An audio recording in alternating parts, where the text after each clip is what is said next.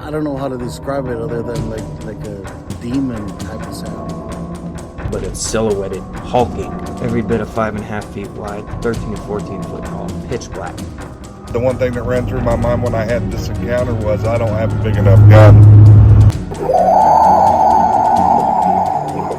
Your host, two-time witness and field researcher for more than 40 years, William Jevning. Welcome to Creek Devil. Jackson County, Prospect, Oregon, Union Creek, 2001. Back in the winter of 2001, my youngest son and I were on our way from Boise, Idaho to Medford, Oregon. We had taken a car trailer to his old place in Boise in order to haul his non-running Jeep to his new place in Medford. We hit an area of heavy snow in the southern Cascades around 2 a.m. It took 45 minutes or so to get down the mountain. We had, of course, been drinking coffee to stay alert. About 25 miles west of the pass, it became obvious that the last few quarts of coffee had to be drained. We stopped at a wide spot in the road near a summer tourist haunt, deserted in winter. There is a gas station and ice cream joint on the west side of the road, closed this time of year, and no town or settlement within 30 miles. This is tall timber country and unsettled. Across the road is a small parking area for the ice cream joint. It is paved and about 200 feet wide and 80 feet deep. I pulled in, and as I stepped out with 45 on hip, it occurred to me in a flash that grabbing the 590 Mossy would be good. As we walked to the far end of the area to be well off the road, the hair on my arms and the back of my neck stood on end. The area directly to our front was open, with a depth of 50 yards and a width of 100 yards. The night was clear and cold, 8 to 10 inches of snow on the ground, and with a moon almost full, so we could see quite well.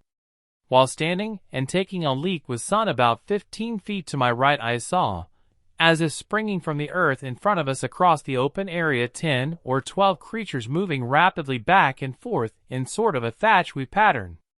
These things, not human men, were close to 7 feet tall, thin, bipedal with long arms, medium-length gray fur, and damned fast on their feet. I brought the shotgun up and slid the safety off, as Son was drawing his .45. I don't know if I can adequately explain the overwhelming feeling of menace, but here goes. I had been operating on pure instinct since I had stepped from the pickup.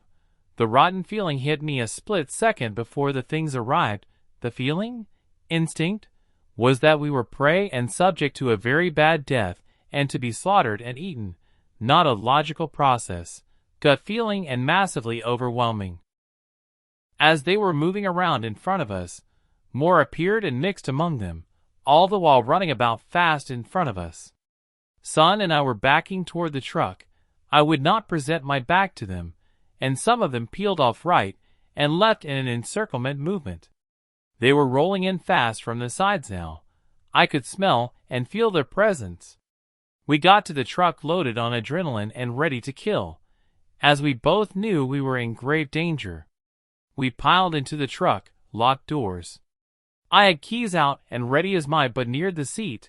I had the engine lit and trans in gear and gas pedal mashed in one motion. Adrenaline is great stuff. As we fled, something very close by let out an undulating scream of rage and pain. I believe one or more of the group had gotten really close to us in their pursuit, and I ran over the foot of one of them. Yeah, they were that close. We rolled onto the highway, and I told Son to watch the bed of the pickup as well as the trailer. He already was indexed to the rear with the shotgun. We hauled ass for at least 20 miles before the feeling of grave danger started to abate. The feeling that nailed both of us, as we discussed soon afterward, was one of being prey and soon to be slaughtered and eaten. I am not easily led and neither believe or disbelieve all the Bigfoot, ghost and werewolf stuff. In fact, I am skeptical.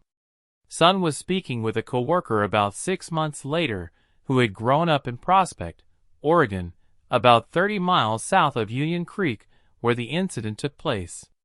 He asked Jake if he had ever heard of any strange goings-on in the area. Jake went ashy white and pretty much retold the above tale. He says to avoid the place at night.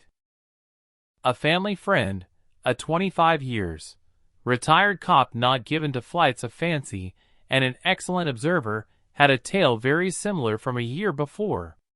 I told my wife of this event, of course. She looked at me at the beginning as though I had developed a third eyeball in the center of my forehead. That was from shock. She did believe me, but did not wish to hear any details. She said the tale gave her chills. Me too. As I write this, hair on back of neck and forearms is sticking up. I have not gone back to explore, and would not without a large group of shotgun and flamethrower equipped men with me. Son and I are both sane, sober persons, and not taken to hysteria. We were very wide awake as things transpired. We saw and smelled what was there. As a sidebar, neither of us heard footfalls from the creatures. They were silent until I heard one as we were getting the hell out of there. To my knowledge, and I have researched, there is nothing that matches these creatures, unless one considers old legends and folk tales of were creatures. To conclude, I have to fall back on Elmer Key's famous line. Hell, I was there.